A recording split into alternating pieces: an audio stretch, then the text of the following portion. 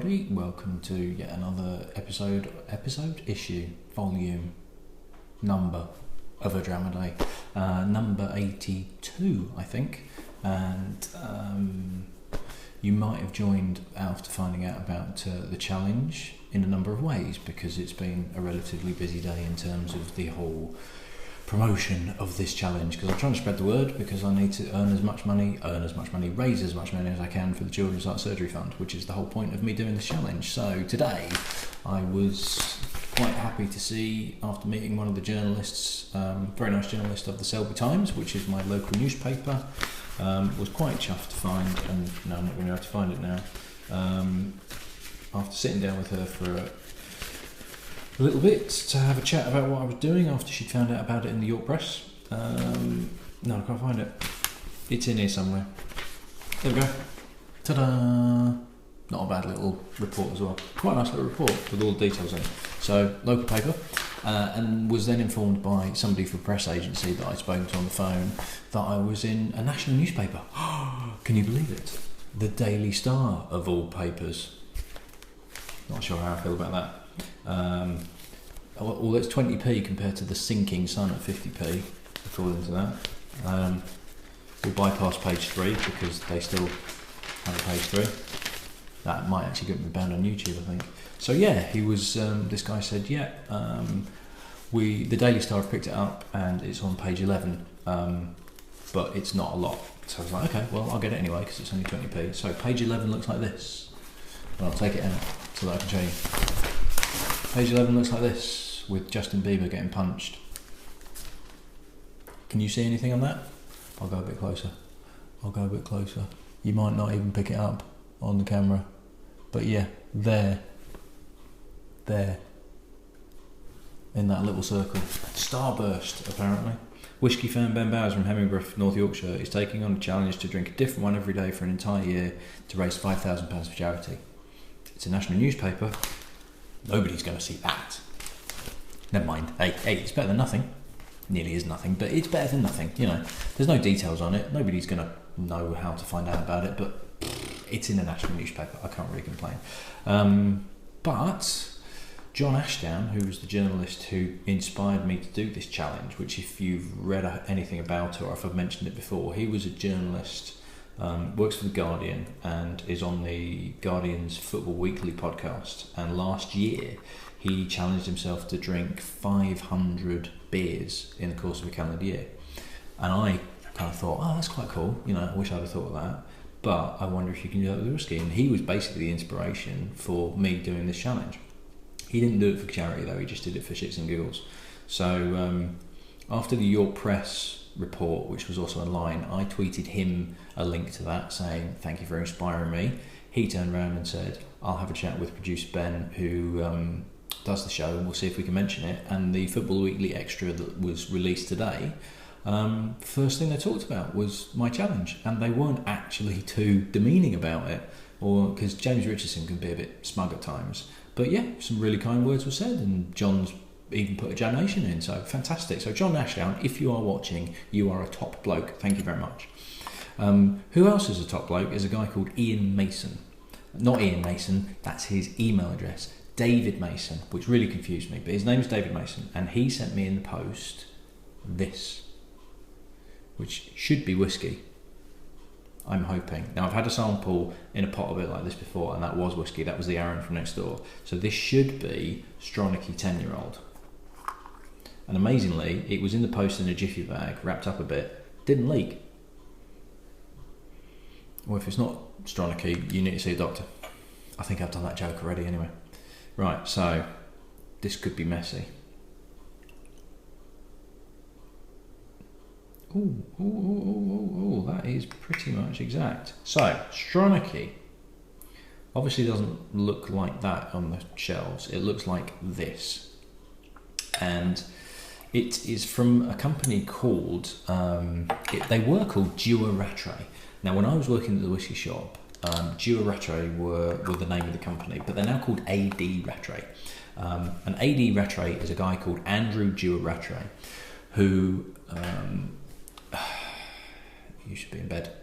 My little daughter I can see her poking in the kitchen. I'm going to turn this off and I'm going to start again in a bit because I need to put her to bed. I'll see you shortly.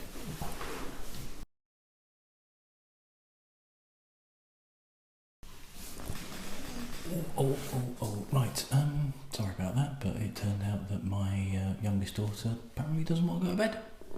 So, yeah, I think she's asleep now. I think I've managed to get her to sleep, but because obviously with Vicky being pregnant, she can't spend too long kind of sat on the floor next to her and giving her a cuddle and trying to get to sleep. But yeah, she didn't want to know at all. So I'll crack on quickly, just in case she wakes up again. And I'm also absolutely knackered, and I could do with an early night myself. So I can't even remember where I was. I think it was Rattray, named after Andrew Rattray, who was a independent bottling company in the 1800s, and Stronachie was a distillery in Perthshire, and it's here. The name of the village, I can't remember what it's called now. Forgandenny, that was it, because I've got it on a map here just so that I could see where it was. And it was a distillery that closed down in 1928 and was dismantled in 1930. But Rattray was Andrew was a importer of goods that kind of moved into the whisky market, and Stronachie was one of the whiskies that he dealt with and kind of sold in the region. So Rattray, independent bottling company, who were bought by it's kind of taken over in the mid 1940s, I'm going to say, by another company, but kind of the name was kept as a brand. It actually returned back to the original family in the early 2000s. The guy that runs it at the moment is a guy called Tom Morrison, who is the fourth generation of Andrew himself, and was actually part of the Morrison Bamore business. And in 2002, Rattray were doing like independent kind of single cask bottlings at cask strength, and etc, etc, etc. And then in 2002 they launched Stronachie, and the story behind it was that they found a bottle of Stronachie that was dated 1904 that they bought at auction, and essentially what they tried to do was find a whiskey from a distillery that was still operational that matched that 1904 bottling as close as they could find, so that they called it originally the Lost Distillery. Now, when it first came out, it was a 12-year-old, and like I said, I can remember selling it at the whiskey shop in quite a dark box, quite dark packaging. In 2014, because it was the 110th anniversary of this original bottling, they kind of relaunched it, and it's now a 10-year-old that looks like this, which is what I have now. So the 10-year-old looks like this. They also have an 18-year-old as well, and it's actually from the Ben Rinnes distillery. Now, the Ben Rinnes distillery is in Speyside. It was built in 1826. The distillery is here. It was built in 1826 in Banffshire, and in 1829 it was then destroyed by a flood. So it was then rebuilt in 1832, not in the same place, because clearly that wasn't the right place to build it. And in not 1832, 1835, and in 1925 it was kind of like a couple of different owners, and in 1925 it was bought by John Dewar and Sons, who needed it basically bought the distillery because they wanted that stock, that output for their blends. John Dewar, through various acquisitions and things like that, eventually became part of UDV, United Distillers Vintners, which was bought out by Diageo. So Ben Rinnes is owned by Diageo, and because of the blends that it goes in towards, there is no official bottling of Ben Rinnes itself. Now, there was a bottling that was kind of semi-official, that was part of what was called the Flora and Fauna range by Diageo, which looks like this. And the Flora and Fauna range was a range where, so named because on the labelling it had drawings of either flora or obviously fauna from the local area, and some notes about that. So it was, if you see any of those bottlings, they're actually pretty rare, because it was a lot of Diageo-owned distilleries that that was the only way you could get it as a single malt. So Bladnoch had a version of it, Rosebank had a version, and these are kind of closed distilleries or distilleries where they don't have official bottlings as such. So nowadays they go for a pretty penny. So likewise Ben Rinnes was one. So kind of technically speaking, Stronachie is the official bottling of Ben Rinnes. So it's a little bit confusing, but that's essentially Stronachie is Ben Rinnes. Whether it's the same as the 1904 bottling or whether it's just marketing nonsense, who knows? But we shall see how this goes. The one thing I didn't check was, and I'll check it now, because I'll try not to click in front of the speaker, microphone, that's what it's called, tired, really tired, is the ABV, which I think, and I wouldn't say is 40, because it smells a little bit more than that, but maybe not 46. I'm just going to click on the Whisky Exchange. 43%, so it wasn't too far off. So the Whisky Exchange is selling it for $32.45.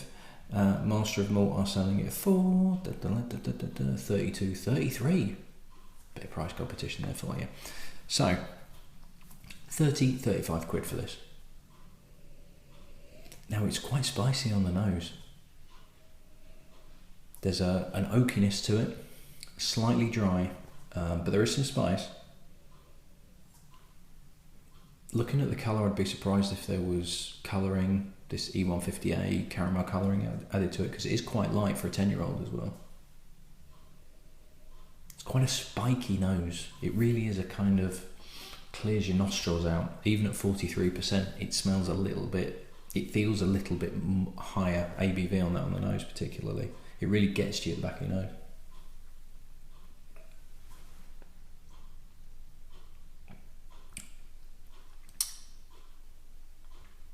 Starts off quite smooth and then really kicks in.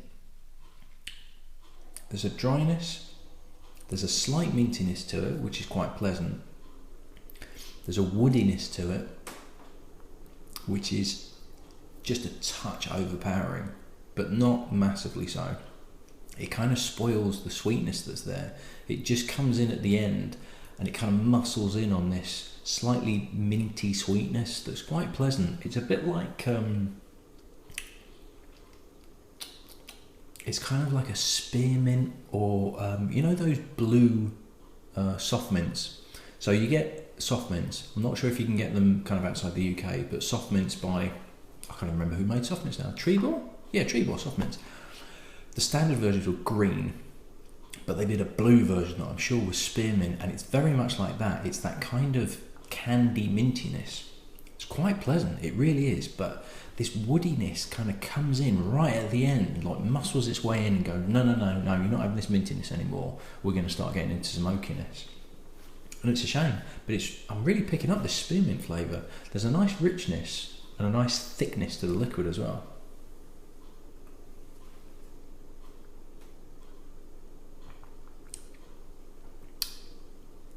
Actually pretty good.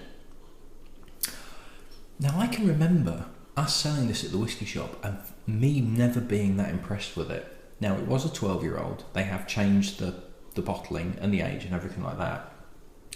But I can remember thinking, not really that good. I never really pushed it, to be perfectly honest. But this is actually very enjoyable. Like I say, the woodiness that comes through at the end mars it slightly, but it's not putting me off drinking it. It's not putting me off recommending it, because I do recommend it. It's actually, this mintiness is quite unusual and quite distinctive as well. Very much a kind of sweet spearmint flavour.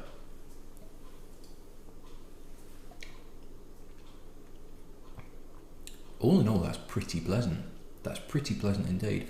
A very, very, very mild smokiness. Barely imperceptible, but just there, just lifting everything up. Finish is not massively long, but what is there is good, pleasant. I can't really knock this, I really can't. Like I say, the woodiness, the oakiness that kicks in at the end would be better if it wasn't there, but it is there. But it's not kind of I was doing so well until the end and now I'm absolutely put off. But all in all, not too shabby at all. Right, I think I've waffled on long enough. I was going to do another one tonight, but I'm too tired, and I'm conscious of my little one waking up. So I will see you at the next one. Thank you very much for your donation, David. Stroke Ian, but it's David. And so tomorrow I shall do 2, and the first one is another donation that if anybody can help me on, because it's going to be quite a quick one, that, because I can't find bugger all about it. So I shall see you then. Cheers.